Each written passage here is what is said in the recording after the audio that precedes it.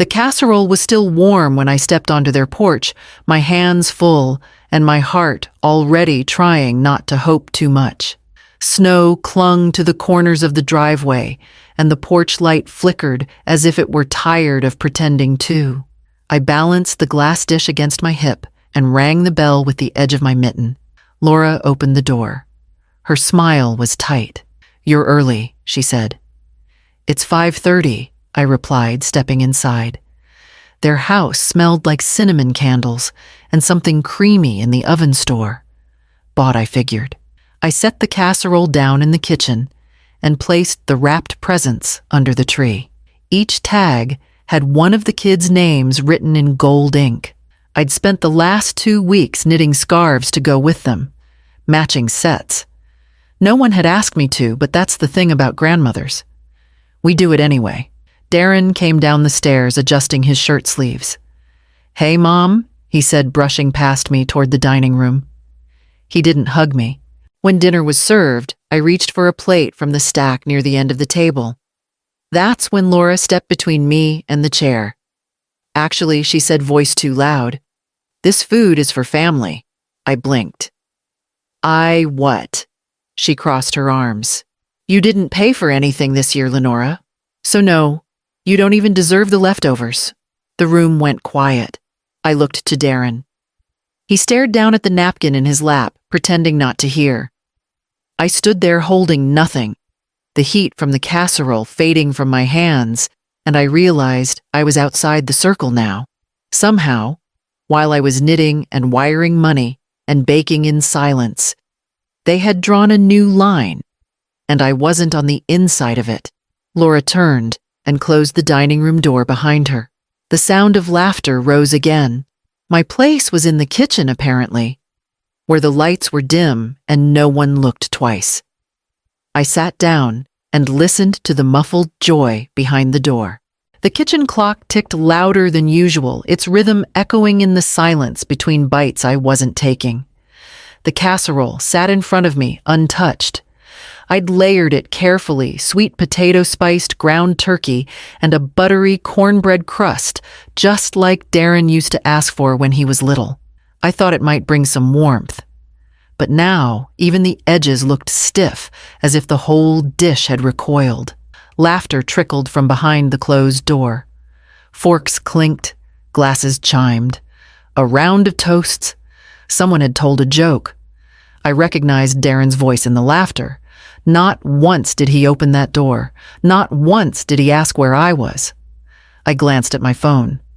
The last message I'd sent him was from a week ago, just transferred the $1 $200. "Hope it helps with Christmas. Let me know if you need more." No reply. Just a read receipt and silence. The floor creaked. I looked up and saw Lily, my middle granddaughter, standing at the edge of the kitchen with bare feet and big eyes. "Grandma," she whispered. "Why aren't you eating?" I smiled gently and folded the napkin on my lap. "I'm not hungry, sweetheart." She tilted her head. "But you made that, didn't you?" "I did. It smells better than Mommy's." I reached out and tucked her hair behind her ear. "Go back before your mom notices you're gone." She nodded and ran off her footsteps, soft, against the floor. The dining room door creaked open for a moment, then shut again. I looked back at the casserole. I didn't have the appetite to touch it. Not anymore.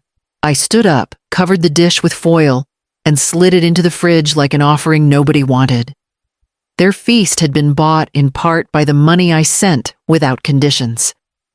I gave without asking. That was my mistake. And now that the house was filled with celebration, I wasn't allowed to join. It finally became clear this wasn't my family anymore.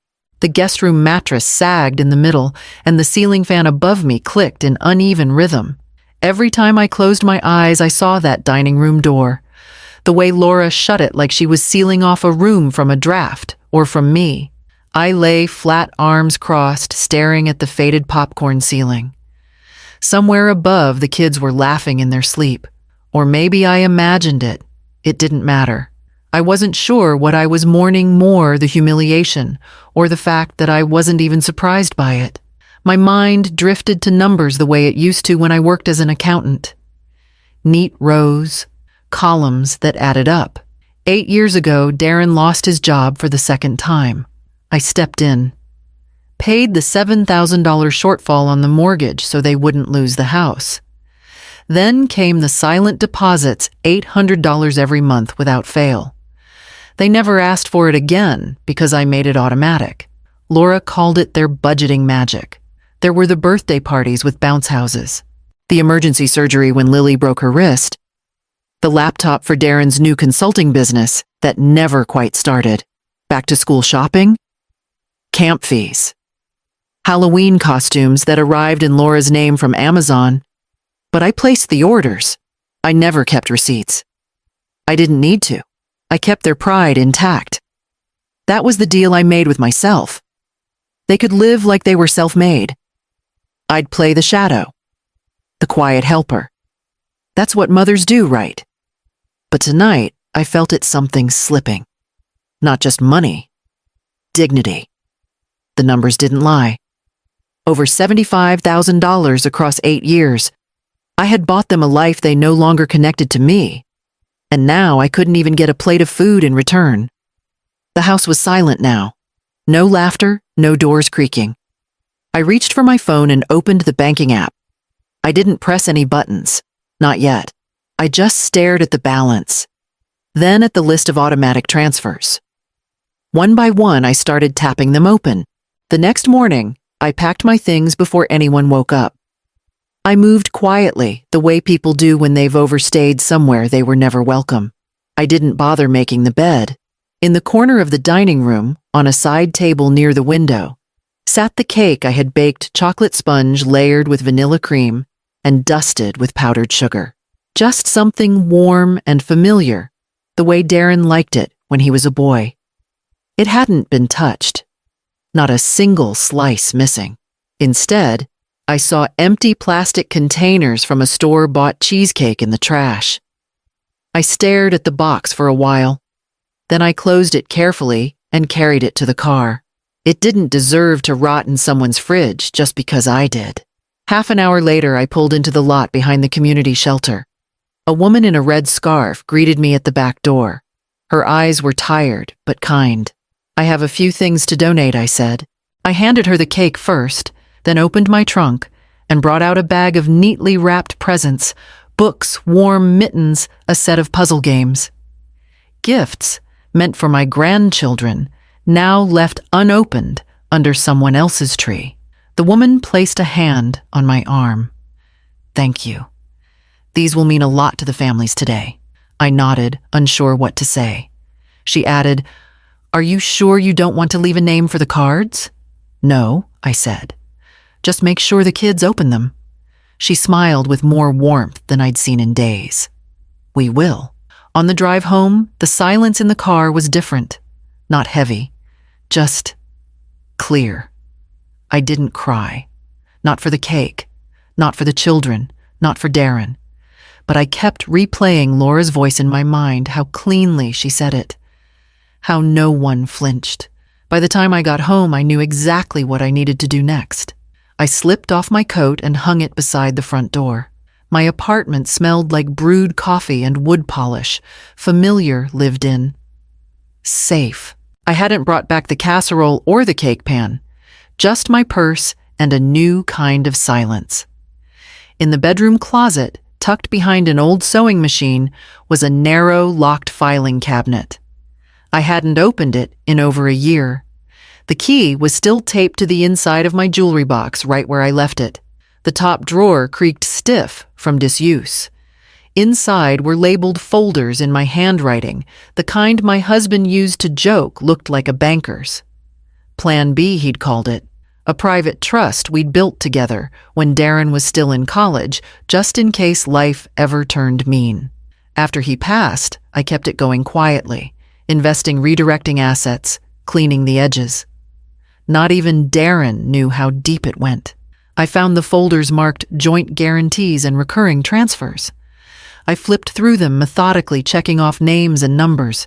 There they were, Laura and Darren, linked to nearly everything. Rent, cosigner, health proxy, educational fund custodian. Each role had been assigned in love. Now, they felt like liabilities. I opened my laptop and logged into the bank. One by one, I canceled the automatic transfers. $800 a month stopped.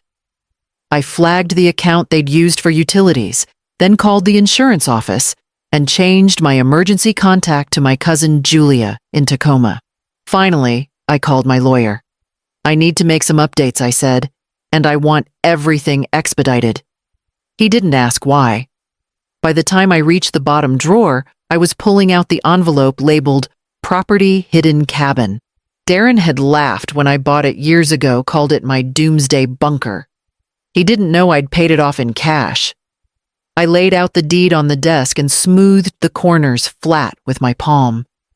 Then I reached into the closet, pulled out my blazer, and buttoned it to the neck. By noon the next day, the voicemails started rolling in. The first one was Darren. His voice was light, at first confused, maybe slightly annoyed. "Hey, Mom, the rent portal says your account's not linked anymore." Probably a tech thing. Call me, I didn't. 2 hours later, Laura's tone was clipped and sharp. I tried to buy groceries. The card declined. Twice. "Did you change something?" I didn't answer that one either. Instead, I sat at the kitchen table with a fresh cup of coffee and my old address book open in front of me. The pages were worn ink, faded in places, but the names I needed hadn't moved. I found David Chen, listed under C, with a faded smiley face beside it. My husband used to joke that if the world fell apart, David would still pick up his phone on the first ring. He did. "Lenora?" He said, cheerful. "Haven't heard from you in ages." "I'm ready to talk about the cabin," I said. There was a pause, then. The tone in his voice shifted. "You serious? Completely?" Within the hour, he sent me everything I needed, digitally now, of course. He'd kept the property records clean and discreet. The title was in the trust's name, but with a few signatures, it could be transferred directly to mine. Full ownership. No noise. I signed. Afterward, I made one final call to Darren and Laura's landlord. "Hi, this is Lenora Vance. I'm calling to remove myself as guarantor on the lease for 74 Alder Creek Lane." The woman on the other end hesitated. "You're..." "Sure. Yes," I said. "Effective immediately." She didn't ask anything else. I hung up and let the silence settle. The phone buzzed again. This time, Darren's message was shorter. "Mom." "What's going on?" I placed the phone face down and watched the steam rise from my mug. They had always assumed I'd be there, that my quiet was their permission, that my money was theirs to build on.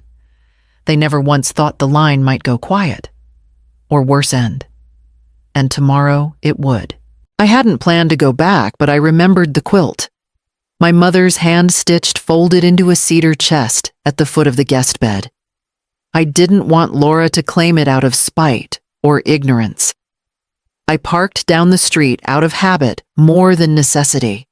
The front walk was littered with bits of wrapping paper and broken candy canes. No one had bothered to sweep up after the holiday. The spare key still worked. I let myself in quietly. The house was mostly empty, save for a few distant voices upstairs. I moved quickly, not looking around. I didn't need to see photos where my face had been cropped out, or the bookshelf filled with gifts I'd once wrapped in gold foil. I found the chest, opened it, and lifted the quilt gently. The stitches were still strong. As I turned to go, I heard Laura's voice. She was upstairs on speakerphone. I froze just beside the staircase, the words slipping down like cold water from above.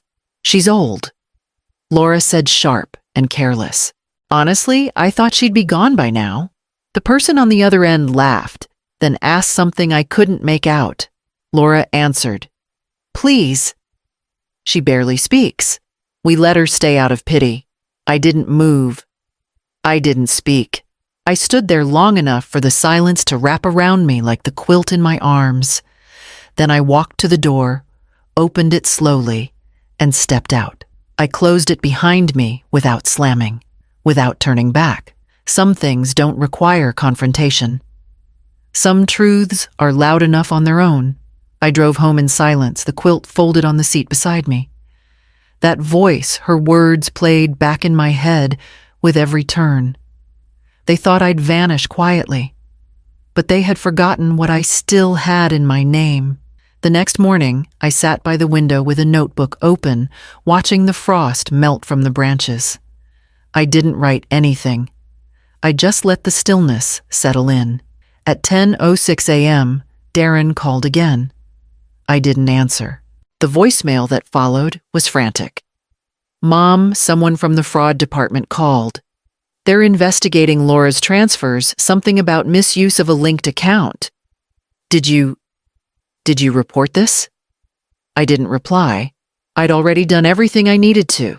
3 days ago, I sent a flagged report to the bank, attaching full records of the shared card I'd allowed them to use for groceries, utilities, emergencies. I had never questioned the extra charges, the spa appointments, the boutique charges under Laura's name. But now I had. And apparently, someone else had too. That afternoon, their bank froze 2 accounts for review. Darren's message came again, more desperate. "They think we were stealing from you. Laura says she never took anything you didn't know about, Mom. Please call me back." The message cut off mid-sentence. At 2:30 p.m., my attorney arrived at their front door. He didn't say much, just handed Laura a sealed envelope and left. Inside were 3 simple documents. A formal withdrawal of inheritance rights for both Darren and Laura. A notarized update to my medical power of attorney removing them from all authority. A letter of instruction, filed with the trust, confirming they would no longer be notified or involved in future estate matters. They had treated my generosity like a nuisance. Like a rope tied to a barn door they hoped would rot and fall on its own. Now the rope had snapped. The gift they thought was guaranteed, the one they never thanked me for, was gone. And it wasn't coming back wrapped in gold foil. Not this time. I took a deep breath and tore out the blank page from my notebook. Then I wrote a new list, a short one. It started with the name of a cabin and ended with a new beginning. I moved into the cabin 3 days after the envelope was delivered. It was smaller than I remembered, but it felt large in all the ways that mattered. The air smelled like pine and distant rain. No navy drapes, no blinking lights, no hollow carols looping from smart speakers. Just stillness. I unpacked slowly. 1 mug, 1 kettle, a folded quilt on the reading chair by the window. My name was the only one on the deed, and for the first time in years, I didn't feel like a guest in someone else's life. I brewed coffee that first morning and stood on the porch as steam curled from the rim. The quiet didn't ask anything of me. It just allowed me to exist. That week, I took what was left of the holiday budget, nearly $1,000 I had once earmarked for gifts and stocking fillers, and split it into 3 envelopes. I left them with the pastor at the local shelter. No name, no return address. I'd like these to go to families who might need a small start, I told him. He nodded and thanked me like it mattered. That night, while helping pack donated items, one of the volunteers brought over a small card with no label. "Found this in the mitten box," she said. "Figured you'd want to see it." I opened it slowly. The handwriting was crooked, the loops uneven, but I recognized it instantly. "Dear Grandma, Mommy said we weren't supposed to talk to you. But I don't like that. I miss your pancakes. I miss your soft hugs. I'm sorry. I didn't know you were sad. Love, Lily." I read it 3 times. Then I folded it gently and placed it in the inside pocket of my coat. Somewhere, a child still remembered the warmth of a kitchen, not ruled by rules. Somewhere, someone was telling the truth. And I knew when the knock came, I'd be ready. The winter settled in deep, but the cold didn't reach me. Not here. Not anymore. The cabin held warmth in its quiet, a kind of stillness that didn't ask me to explain myself, or lower my voice, or pretend I hadn't been hurt. I didn't tell anyone what happened. Not my cousin in Tacoma. Not the few neighbors who waved when I passed them on my morning walks. I let the silence speak for me. Word traveled anyway. I heard through David that Darren and Laura had been evicted. The rent went unpaid. The accounts stayed frozen. Friends stopped returning their calls. Laura's parents took a break from the drama. They were running out of lifelines. I spent my days walking the ridge behind the cabin, sipping coffee by the window and answering to no one. The letter from Lily stayed tucked in my coat. Every so often I took it out and read it aloud. It was the only voice I let in. Then one afternoon, I heard a car pull up the gravel drive. I didn't have to look to know who it was. There's a weight to desperation, and it rattles in every footstep. I opened the door before she knocked. Laura stood there, her coat too thin, her eyes hollow. She opened her mouth, hesitating. "Please, we didn't mean," I held up a hand. She froze. I kept my voice even. "You said I didn't deserve the leftovers." She blinked lips, parting eyes wide. So I said, "I took your advice." And then, without anger, without ceremony, I closed the door. Not with a slam, just enough for the lock to catch. Inside, the kettle whistled. I poured a fresh cup of coffee, sat down, and watched the light shift across the floorboards. The door didn't knock again, and I didn't expect it to.